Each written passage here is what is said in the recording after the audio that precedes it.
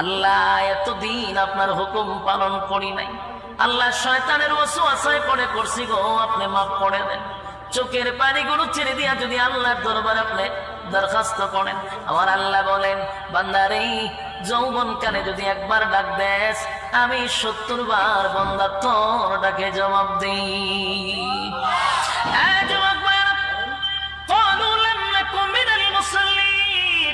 যারা দুনিয়ার জমিনে মুসল্লি ছিল না তারাই তো জাহান্নামী, এক নম্বরে জাহান্নামে যাওয়ার কারণ।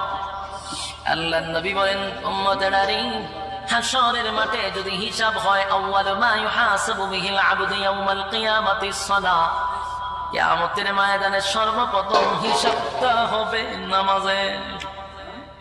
বলুন কিসের? 1 নম্বর হিসাব হবে নামাজ। অথচ আমাদের সমাজের মানুষ নামাজটাকে বড় অবহেলা করে।